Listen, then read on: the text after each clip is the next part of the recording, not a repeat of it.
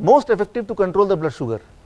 किसी को अगर डायबिटीज़ है भी, पहले तो डायबिटीज़ है तो क्या होगा, सिम्टम्स होंगे, दिक्कतें होंगी, राइट। उसके बाद ब्लड शुगर की रीडिंग होगी कितनी, 250 से ऊपर, 250 से ऊपर रीडिंग भी आ रही है और उसको दिक्कत भी है, डिस्कम्फर्ट भी है, तो हो सकता है डायबिटीज़ पेशेंट हो सकता है कि अभी भी हो सकता है पेशेंट हो या नहीं हो। अगर तो है तो क्या करना है, उसके लिए जो सबसे बड़ी मेडिसिन, सबसे बड़ी दवा जो शुगर लेवल को एकदम कंट्रोल कर देगा, एकदम ही कंट्रोल कर देगा, सबसे powerful medicine, that is the green leaves. ये ग्रीन लीव्स, हरे पत्ते, कौन से हरे पत्ते, कोई भी हरे पत्ते, मूली के पत्ते, पालक के पत्ते, पुदीने के पत्ते, धनिया के पत्ते, पान के पत्ते, आजकल तो सर्दी के मौसम में बहुत सारे पत्ते आ रहे हैं, कोई भी पत्ता। मान लो कोई इंसुलिन का पेशेंट है जो इंसुलिन लेता है और गलती से अगर वो पत्ते खाया पहले दिन ही, तो उसकी इंसुलिन की रिक्वायरमेंट कम हो जाएगी और इंसुलिन की मात्रा अगर उसने उतनी ही रखी, डोसेज को कम नहीं किया, तो वो सीधे हाइपोग्लाइसेमिक स्टेज में आ जाएगा।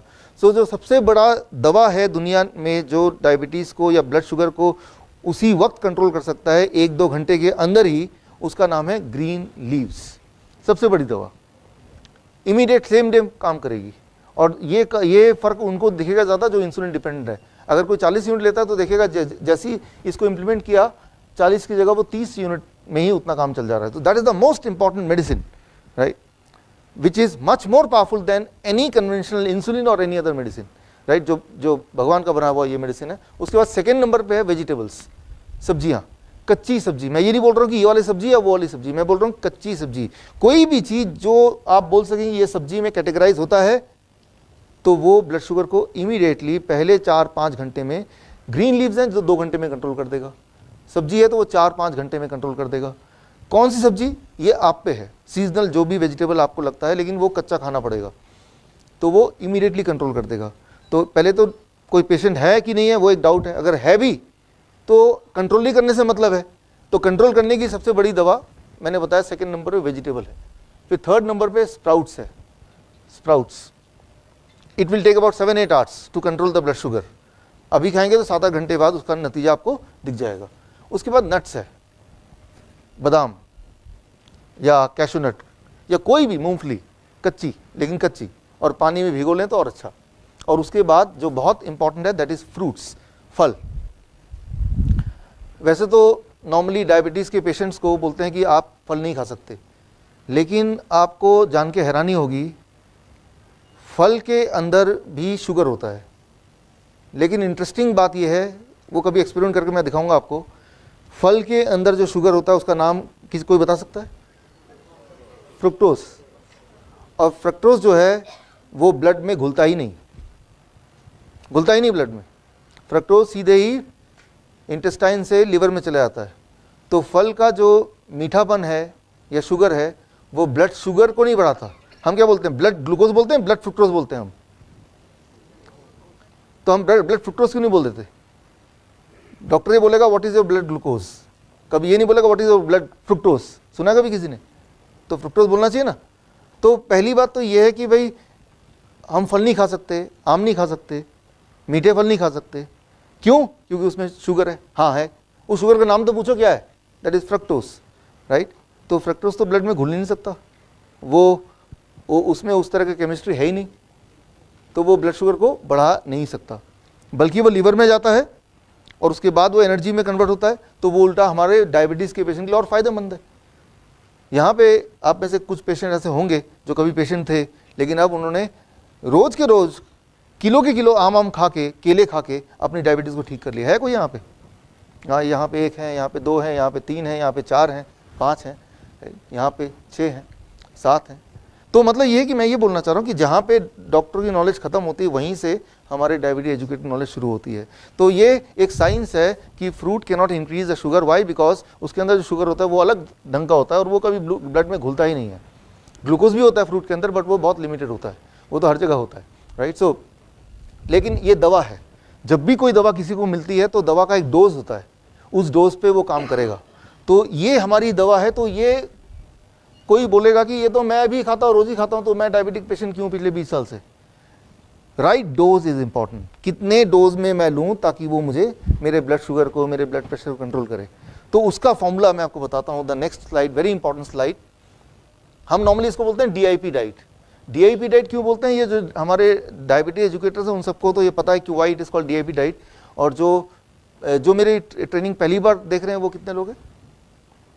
ओके ठीक है, तो DIP डाइट क्या है वो वाला पार्ट आपको एक्सप्लेन करने के लिए जब यहाँ से जाएंगे तो मेरे जो पिछले ट्रेनिंग की जो DVD है वो आपको यहाँ पे काउंटर मिल जाएगा, वो लेते हुए जाइएगा, तो ताकि ये कनेक्शन बन जाए, थोड़ा सा मिसिंग लिंक है, राइट। लेकिन यहाँ पे कोई दिक्कत नहीं आएगी समझने में, बट DIP का हिस्ट्री क्या है वो समझने के लिए एक DVD है 3 घंटे की, वो यहाँ से लेते हुए जाएंगे, वो घर जाके देख लीजिए, तो that will serve the purpose.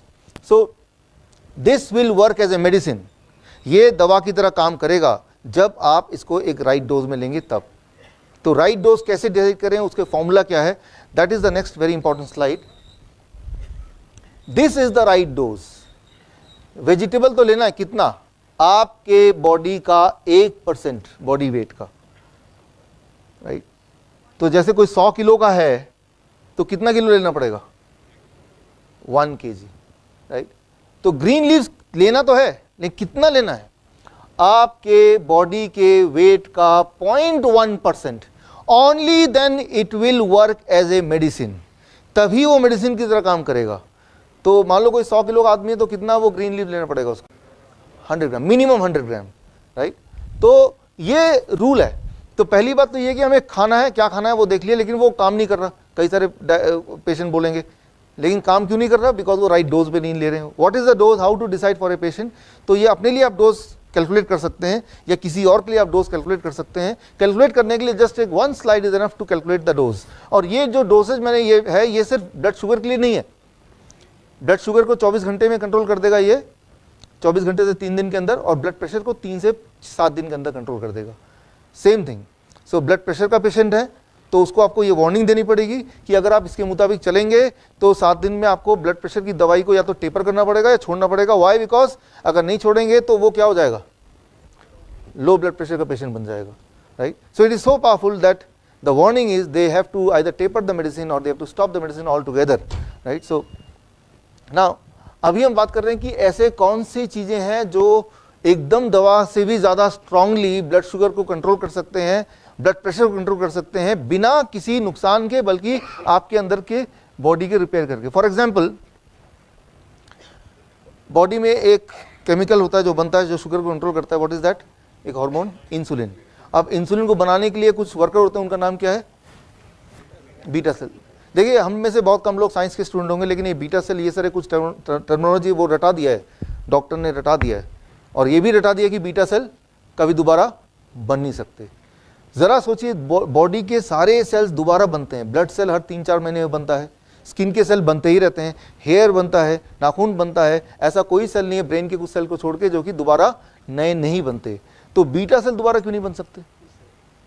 Beta cell दोबारा बन सकते हैं, एक कंडीशन में बन सकते हैं, जब आप बॉडी को रिपेयर करने के लिए इस डोजेस में खाना कुछ दिन तक देंगे तो बीटा सेल दोबारा बनने लगते हैं।